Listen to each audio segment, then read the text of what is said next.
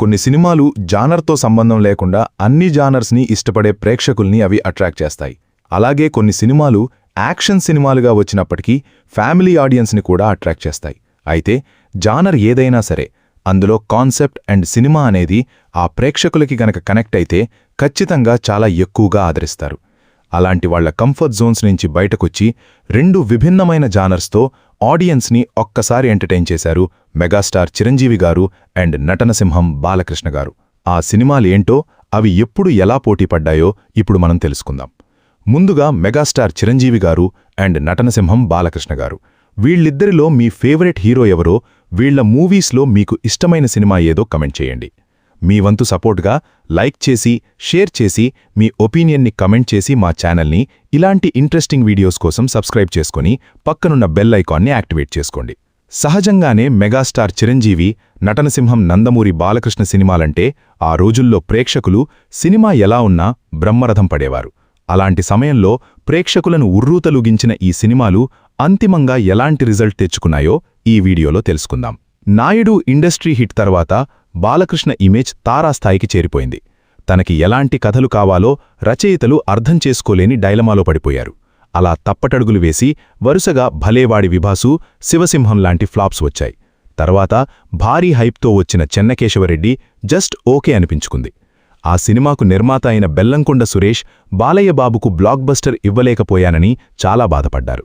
అందుకే తనకు మరో అవకాశం ఇవ్వాలని, ఈసారి ఇండస్ట్రీ హిట్ ఇస్తారని ప్రామిస్ చేశారు బెల్లంకొండ. బాలయ్య కూడా ఓకే చెప్పేశారు. పల్నాటి బ్రహ్మనాయుడు మూవీ అయిపోగానే స్టార్ట్ చేద్దామన్నారు. సముద్ర వినాయక్ లాంటి వారితో స్టోరీ డిస్కషన్స్ జరిగాయి.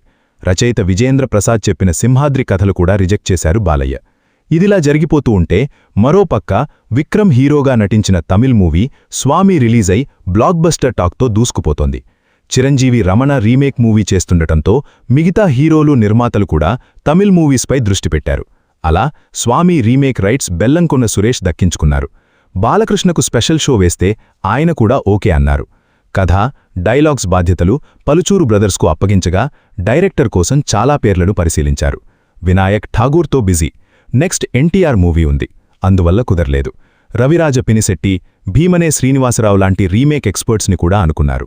అయితే ఈశ్వర్ తర్వాత పెద్ద హీరోల చుట్టూ తిరుగుతున్న జయంత్ అనూహ్యంగా ఈ ఆఫర్ చేకించుకున్నారు.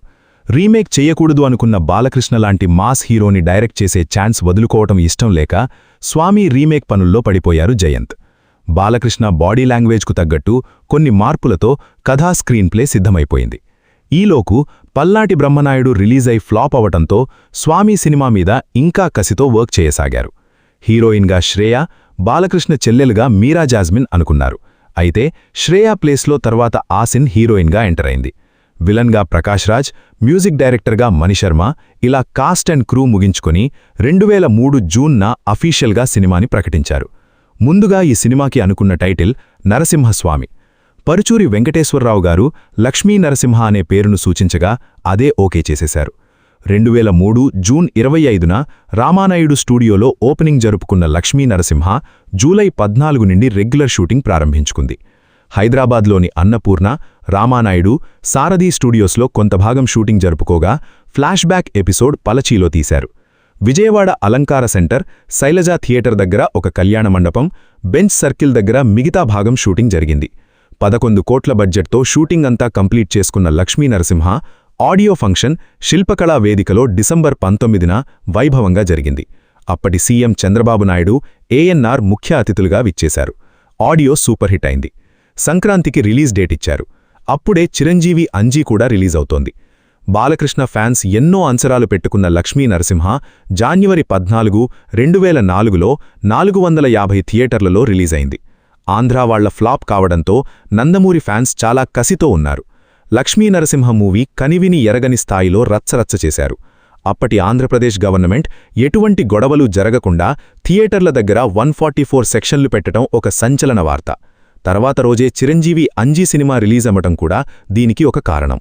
సినిమా విషయానికొస్తే ఒక పవర్ఫుల్ పోలీస్ ఆఫీసర్ కథతో రాసే స్క్రీన్ ప్లేతో అందర్నీ అలరిస్తోంది లక్ష్మీ నరసింహ.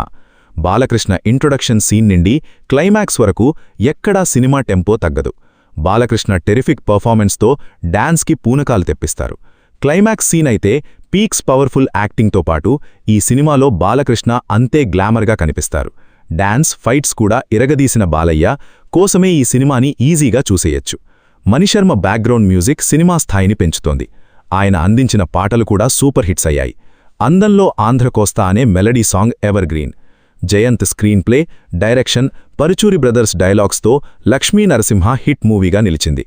అయితే బ్లాక్ బస్టర్కి కావలసిన ఈ మూవీని తనకు ఎమ్మెల్యే టికెట్ ఇవ్వలేదనే కారణంతో నిర్మాత బెల్లంకొండ సురేష్ చేజతులా కిల్చేశారు. 50 రోజులు సెంటర్లలో రికార్డు సృష్టించి మంచి కలెక్షన్స్తో రన్ అవుతున్న మూవీని దాదాపు 150 కేంద్రాలకు పైగా తీసేశారు. దీనికి నిర్మాత నిర్లక్ష్యమే కారణమని అప్పట్లో బాలకృష్ణ ఫ్యాన్స్ గొడవకు దిగారు. పక్కనే వర్షం మూవీ కూడా సూపర్ హిట్ కావడంతో మిగతా సెంటర్స్లో ఈ మూవీకి ఆదరణ తగ్గింది. ఇలా సంచలనాలతో మొదలైన లక్ష్మీ నరసింహ చిత్రం కేవలం ఒక నార్మల్ హిట్గా ముగిసింది. దానితో ఇండస్ట్రీ హిట్ అవుతుందని ఎన్నో ఆశలు పెట్టుకున్న బాలకృష్ణ అభిమానులకు నిరాశ ఎదురైంది. ఈ సినిమా ఎలా కిల్లైనా వారికి మాత్రం Lakshmi Narasimha one of the favourite movie. ఇక లక్ష్మీ నరసింహ బాక్సాఫీస్ విషయానికొస్తే అత్యంత భారీ స్థాయిలో 450 థియేటర్లలో రిలీజైన ఈ సినిమా మొదటి వారం 10 కోట్ల షేర్స్ కలెక్ట్ చేసి ఆల్ టైమ్ రికార్డ్ సృష్టించింది. 163 కేంద్రాల్లో 50 రోజులు, 54 కేంద్రాల్లో 100 రోజులు ప్రదర్శింపబడి 28 కోట్ల షేర్ కలెక్ట్ చేసి జస్ట్ ఇండస్ట్రీ హిట్ మిస్ అయింది. ఇండర్ తర్వాత సెకండ్ ప్లేస్లో నిలిచింది.